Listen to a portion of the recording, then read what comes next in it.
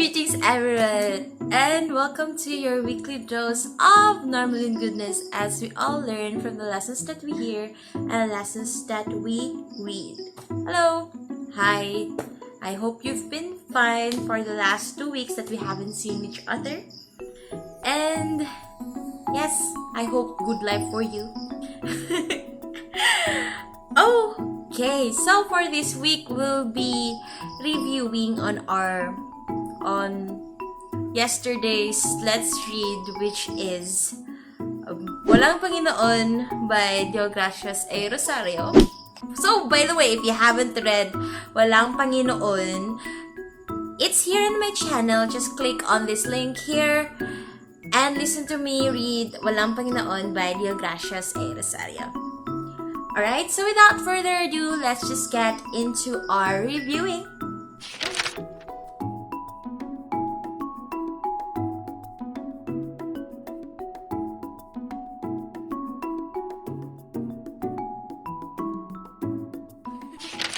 Walang Panginoon is a classic Filipino short story written by Deogracias A. Rosario. It's all about Marcos and how he kind of like seek revenge or seek justice for every injustice that this rich Don Tiong did to him. And yes, it was kind of like a fulfilling revenge for him in the end. So the story's theme is all about the strong versus the weak. Strong being Don Tiong and the weak being Marcos. And also, this story also focuses on how the strong force kind of like pushes the weak character in the story until to its wits, and then eventually for the weak to kind of like go up and seek revenge, something like that. So this story is kind of like those teleserye, like the usual or the mainstream teleserye na there's this character na inaapi ng mayaman, tapos ganun, si mahirap bigla na lang tataas, magkakaroon ng position, tapos siya na rin yung mang-aapi ni yung nang-aapi sa kanya noon, ganon. So this story is somewhat like that, so or is like that. So that's the focus of this story. So my personal thoughts on this story, or personal reflection on this story, is, drumroll please, good things come to those who wait, but better things happen to those who work. Well, I got this reflection from the story all because of what Marcos's mother told him, which was to wait, simply to wait. Because Marcos, by the kind of like middle of the story, because of all the injustices, of all the cruel things that Don Tiong did to him, that led to the death of his father, of his siblings, his lover, and eventually stealing their land.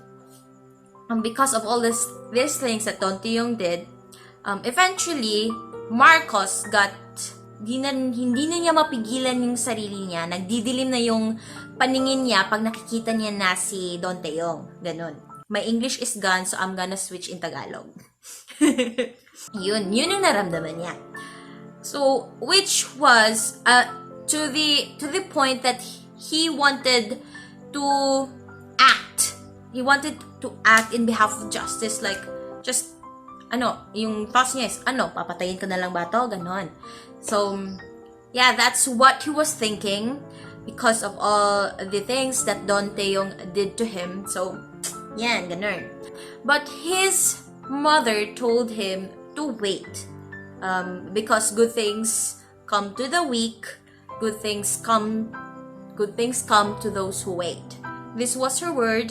Flashback. Hindi natutulog ang bathala sa mga maliliit. Magtiis tayo.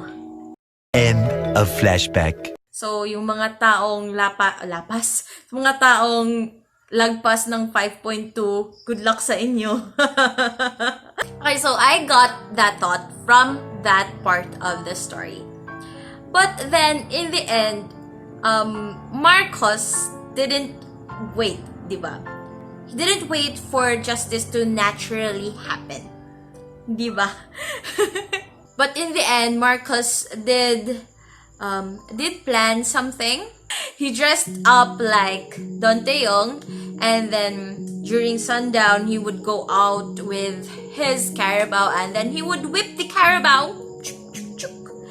And then until the Carabao would just go angry and truvalo ganon. He was hoping for the time when the Carabao sees Don Taeyong, and then it would just go angry and go wild and then attack Don Taeyong, who was wearing the same clothes that he was wearing during the time that he was torturing the Carabao. Yeah. So it's kind of like a staged murder, though it wasn't. People cannot pinpoint or cannot point fingers at him because the actual murderer of the story was the Carabao. Woo, Carabao best girl. As he did those things in order to get the justice that he wanted. So he acted on it. He didn't wait. He planned this thing to happen. So that's why he got the thing that he wanted towards the end. But the question that I was asking myself by the end of this story was, tama ba yung ginawa ni Marcos? Was it... don't judge. Nawawala yung tag-English ko.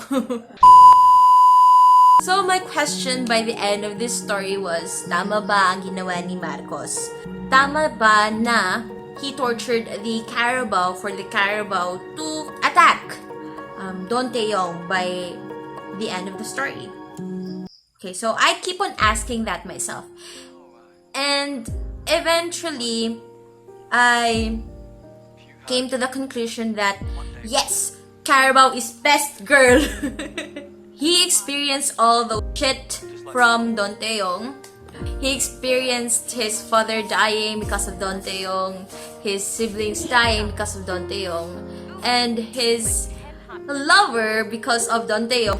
But that is my own opinion because I think bottom line of this story is it depends on how